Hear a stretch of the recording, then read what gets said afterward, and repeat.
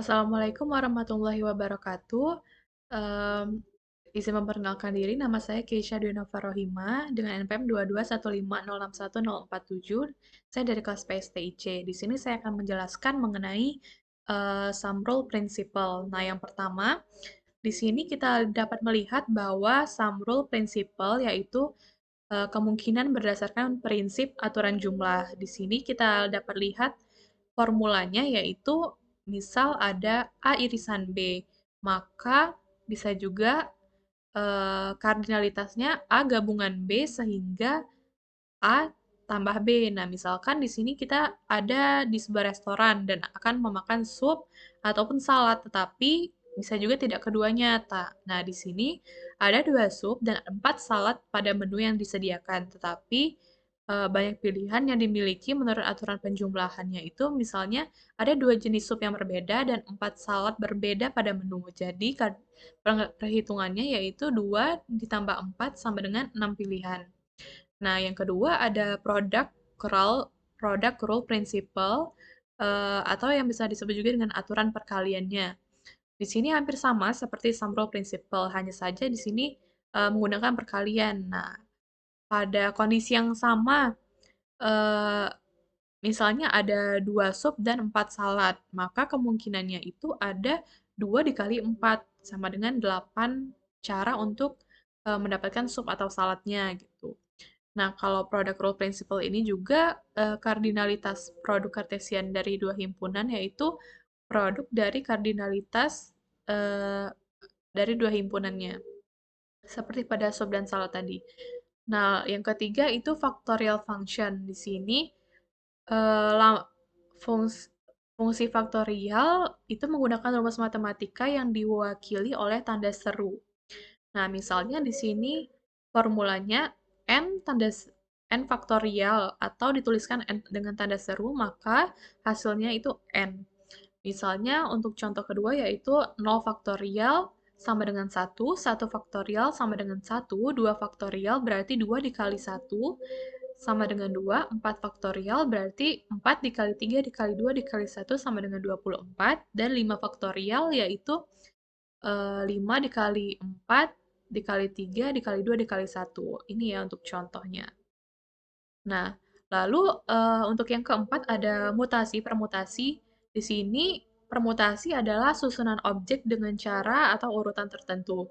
Untuk formula permutasi ini bisa dengan P n R sama dengan n faktorial per n eh, dikurang R faktorial. Nah, misalnya di sini untuk n-nya 10 dan R-nya 2. Berarti ada contohnya yaitu 10 faktorial. Nah, untuk yang ini ya, 10 faktorial per 10 dikurang 2 faktorial. Sama dengan 10 faktorial per 8 faktorial. Ini dapat kita hitung dan dihasilkan jumlahnya yaitu 10 dikali 9 yaitu 90. Nah, selanjutnya untuk ke permutasi with repetition. Ini adalah rumus permutasi untuk menghitung jumlah permutasi yang layak. Misalnya ini ada item R dan objek N ketika pengulangan. Lalu untuk formulanya hampir sama, tetapi di sini menggunakan eh, kuadrat.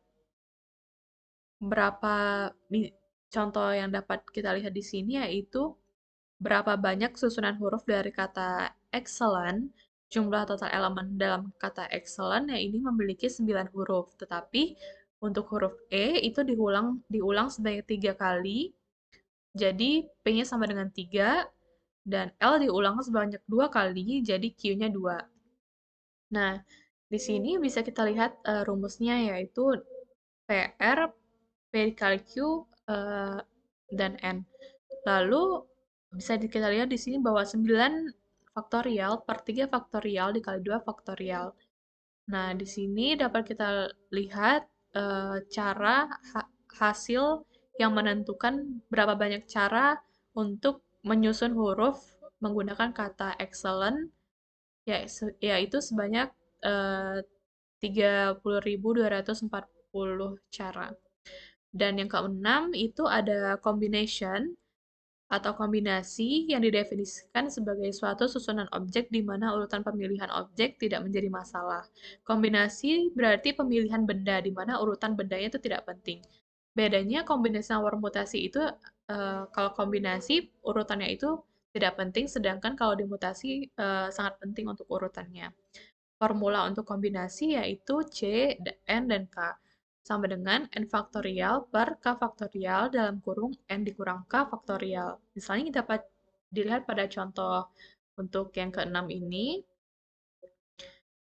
misalnya ST sama dengan TS, TU sama dengan UT, dan SU sama dengan US. Ini adalah tiga cara pemilihan tim. Nah, rumus kombinasi yang kita dalam formula tadi dimasukkan angkanya, yaitu didapatkan 3 faktorial per 2 faktorial dikali 3 dikurang 2 faktorial. Didapatkan hasilnya 3. Berarti ada 3 cara pemilihan ya. Nah, lalu untuk yang ketujuh ada prinsip pigeonhole. Nah, dalam matematika, pigeonhole menyatakan bahwa jika N dimasukkan ke dalam wadah yang dilambangkan dengan M, maka N ini harus lebih besar daripada M. Jadi setidaknya satu wadah harus berisi lebih dari satu item. Dapat kita lihat pada contoh diagram di sini. Ini ada diagram A, ini ada diagram B. Nah, di sini kita lihat ya, misalnya ini N. Untuk yang sebelah sini M gitu ya. Jadi setiap satu wadah ini tuh harus berisi minimal lebih dari satu biar dia eh, bisa berpasangan gitu. Nah, misalnya eh, kalau misalnya wadahnya itu ada yang kosong, berarti tidak bisa ya, tidak bisa dipasangkan ke diagram sebelahnya gitu. Bisa dilihat pada contoh yang ini, dan ini N-nya lebih besar daripada M. Jadi semuanya bisa dipasangkan. Sekian yang dapat saya jelaskan. Terima kasih. Wassalamualaikum warahmatullahi wabarakatuh.